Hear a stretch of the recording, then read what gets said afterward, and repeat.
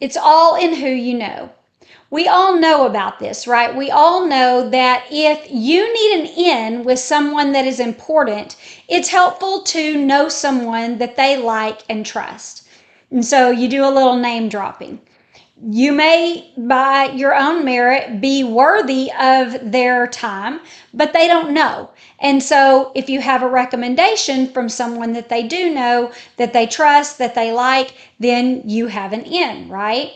And in the second half of our lesson today, that's what we'll be talking about. How someone has an in with David because of who they are related to. And then we'll talk about how that's how we get an in with God. Because of our relationship with Jesus, God takes notice of us and allows us to be part of his family. And so as we go through this story with David and Jonathan's son, I want you to be thinking about that, about your relationship with God's son and how he is the one that gives us access to the Lord. But before that, we're going to go through 2 Samuel 8. And this is also repeated in 1 Chronicles 18. And see how David expands his territory. Remember that the land that the Israelites are living in was promised to Abraham hundreds of years ago. And when God made him this promise, in Genesis 15:18, he says, I will give to your descendants the land that is from the river of Egypt to the river Euphrates. And when Joshua went in with the tribes and they settled in the land, they didn't go all the way up north to the river Euphrates. And they didn't expand in the west as far as they had been told. And so David sets out now to expand the territory to the place that God had promised to them. And then he also acquires a couple of other territories as vassal states. And so that's what this 2 Samuel 8 is going to go through. But I'm going to read you this lesson as opposed to telling you about it because there's quite a few things that we need to discuss, some technical things about the Bible and the writings, because there are a couple of things different in 2 Samuel than there are in 1 Chronicles. We could go through the expansion in just a tiny amount of time and tell you where he expanded to and move on to 2 Samuel 9, which is really the focus of our lesson today. But I want you guys to know these things. I want you to be able to understand when you see discrepancies in the text, how they might come about and how much they matter. And so we're going to go through this. I'm going to read and I'm going to explain a couple of things to you. And hopefully this will help you when you're studying the Bible or when you're discussing it with other people. And so it begins in 2 Samuel 8, saying, After this, David defeated the Philistines and subdued them, and David took Metheg-ammah out of the hand of the Philistines. Now in 1 Chronicles 18, it says that he defeated the city of Gath and its villages. And so this town that he is naming right here is most likely a village that is in the territory of Gath. The Philistines owned all of what was on the west coast of the Mediterranean Sea. And there were several towns, but they were ruled by 5 different kings. And Gath was one of those territories, so it had several towns that belonged within that area. And so it says that David defeated the Philistines and took over Gath, basically is what he's saying.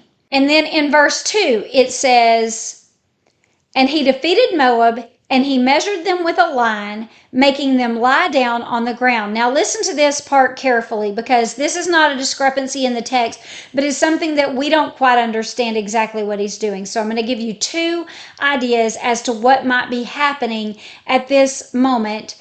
And so just listen to what he did, and then we'll talk about what we think is going on. And so it says that he defeats the Moabites, and he measured them with a line, making them lie down on the ground. 2 lines he measured to be put to death, and 1 line to be spared. And the Moabites became servants of David and brought tribute.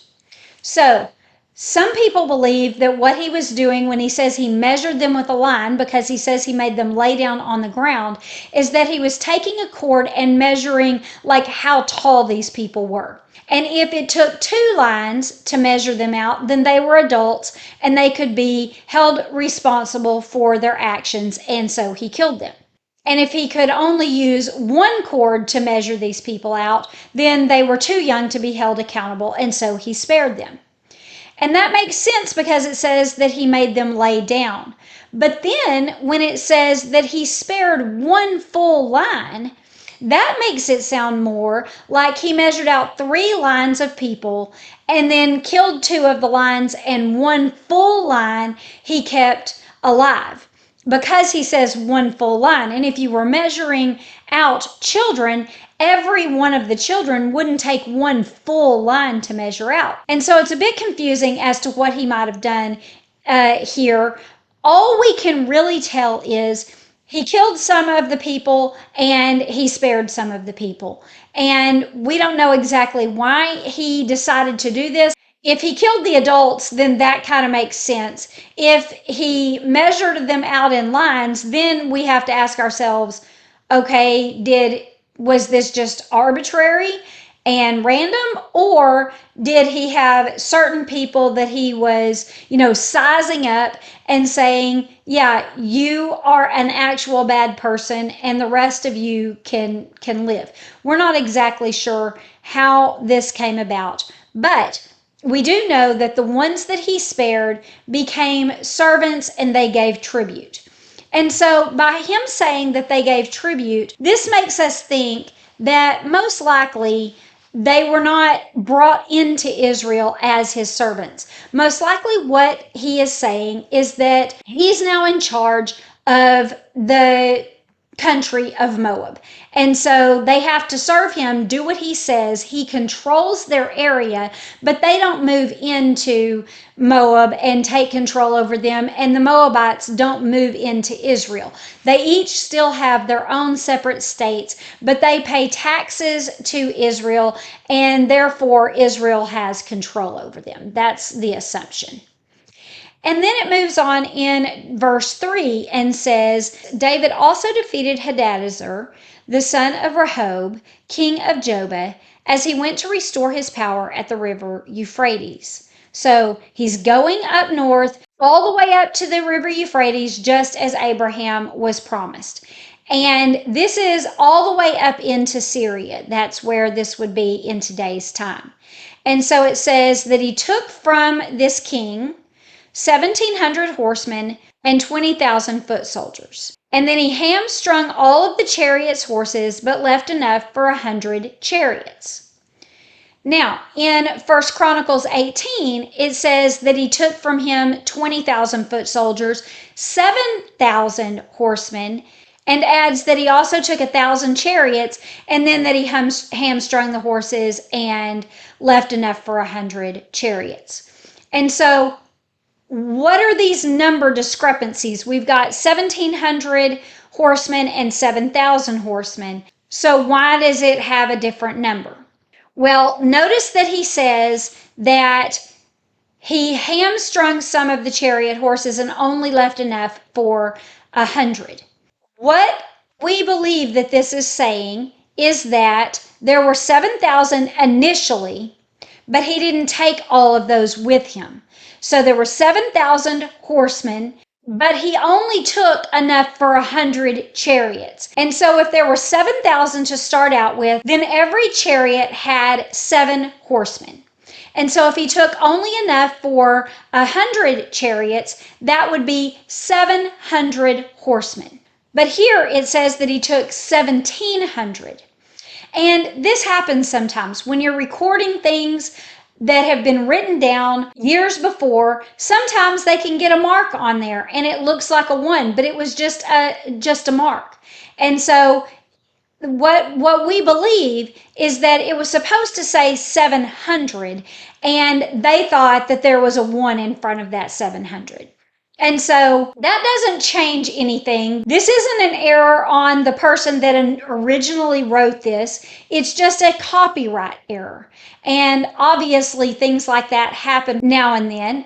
And it would actually be more suspicious if when they compiled the Bible and they saw that there was a discrepancy in the numbers that were written down in 2 Samuel and the numbers that were written down in 1 Chronicles 18, if they were to be like, oh, we can't have any errors in our text, and so we have to decide which one did they really mean, and they just put it in there. And it's like, no, we want this to be as authentic as possible. We want to make sure, give the people the ability to decide on their own, because I don't want to make that decision, because what if I'm wrong about this? And so they decided that they would leave the error in there for authenticity's sake. And so this changes absolutely nothing about the story. Regardless of whether it was 1700 or 700 that he took with him, we know that he took some of the horses with him and he left some of the horses. And most likely the reason he did this is because in Deuteronomy 17, before they ever even had a king, and God was giving the rules to the king, he said, I don't want any of your kings to multiply horses for himself. And most likely God did this because he didn't want them to ever think that any of the victories that they achieved were of their own merit. He didn't want them to think that it was because their army was bigger than other people's, because they had more horses than others, because they were stronger, or anything else. It was all because of the Lord. And so he probably hamstrung some of these horses so that he wouldn't be violating this law by multiplying himself too many horses. And then it goes on in verse 5 and says that when the Syrians of Damascus came to help the king of Zobah, David struck down 22,000 of the Syrians. Now, Damascus was the capital of Syria, and Zobah was in Syria. And so basically what they were saying is when, the government got wind of the fact that part of their nation had been attacked, they went to help. And then David defeated 22,000 of them. And then he put garrisons in Aram of Damascus, and the Syrians became servants to David and brought tribute. And the Lord gave David victory everywhere he went. And so this is the same thing that he did in Moab. Whenever he would defeat an area, then they would pay him tribute, and they're basically a vassal state for him. And here it tells us that he also set up military posts in this area. And, nations do this now. If you have a war and then you win, a lot of times you will keep some of your military there so that whatever offense that the person did in the first place to make you go and fight them, that you have control over so that they can't do that again. And so this is what he's doing here in Syria. And then in verse 7 it says, and then he took the shields of gold that were carried by the servants of the king and brought them to Jerusalem. And from Betah and from Berothai, cities that he was also over, David took a lot of bronze. Now, these are two totally different cities in 1 Chronicles 18. And we're not exactly sure why they're called different by different names, but most likely they are the exact same cities. And because these two books are written at two different times by two different people, either there's a language difference, and so they're being called by different names because they're written in different languages. And we'll see that whenever the names come, and it does look like that is what's going on with the names. Or it's because time has passed and they're called by different names, because cities back then were named for the people that were ruling them at the time. And so maybe somebody else came to rule them, and so they're being called by different names by the later author. Either way, these are the same two cities that he's saying he went to and took a lot of bronze from, and then he took the gold from all of the shields that were from the Syrian soldiers. And in 1 Chronicles 18, it tells us that the bronze that he took from these cities, he gave to his son, And whenever his son built the house that God promised that he would be able to build for him, then he used this bronze to build the basin that sits in the courtyard. And these are cities that are in what is now Lebanon. So he's taking part of Lebanon here. And then we find out in verse 9 that when the king of Lebanon, which is called Hamath in this area, when Toi, the king of Hamath, heard that David had defeated the whole army of Hadadezer, then he sent his son Joram to King David to bless him because David had fought against the king and defeated him, and they had been at war with one another. And so here we find out that the king's name, Toi, is spelled T-O-I here and T-O-U in 1 Chronicles 18. And that his son, Joram, here is called Hadoram in 1 Chronicles. And this gives a little bit more credence to the language barrier because these are very similar names, but different languages do spell different names differently. And so this is the king of Hamath and his son. And so what he's saying is that he's been fighting with the king in Syria for a long time because they share the same border. And so he's thankful to David for defeating his enemy, and he sends his son with gifts. It says whenever Joram reached David, he brought with him articles of silver, gold, and bronze. And then King David dedicated these things to the Lord, together with the silver and gold that he dedicated from the nations that he subdued, from Edom, Moab, Ammon, the Philistines, and Amalek, and from the spoil of the king in Zobah. So what this is saying is that everything, all the spoils from war, David was giving to God. And this shows that David knows that God is the one that brought the victory, not him. He doesn't deserve any of the plunder from these wars because he didn't earn it. God is the one that earned it because God is the one that actually brought the victory. And so David is giving God his rightful due. And by giving them to God, what it means is he gives them to the building of the future temple, like I said he was doing with the bronze. And then what we find here at the end of this is a list of all of the places that he has defeated since he came into reign.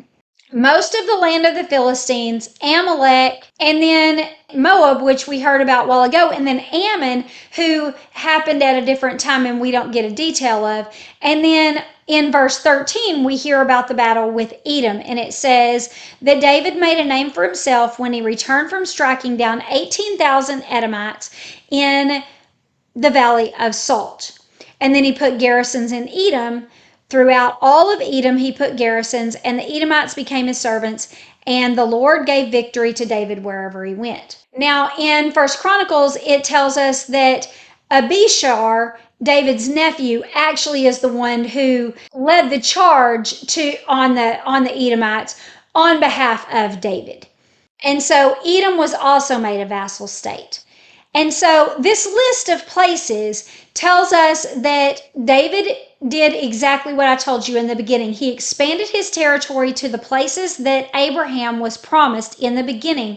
But he also was allowed to make Edom, Moab, and Ammon vassal states, which God had previously given specifically to Lot's family and Esau's family. These places are in what is now Jordan, and part of Jordan was given to Reuben, Gad, and Manasseh. And so that was actual land that was allowed to them, but that's because those territories were owned by foreigners at the time. And so God allowed them to take that part over early on, even though it wasn't part of the promised land. But the rest of these places, Moab and Ammon, were Lot's children. And Lot was Abraham's nephew. And so God said, he is one of of Abraham's descendants, just like you are. And so you don't get to take his land from him. And then Edom was the land given to Esau, which was Abraham's grandson.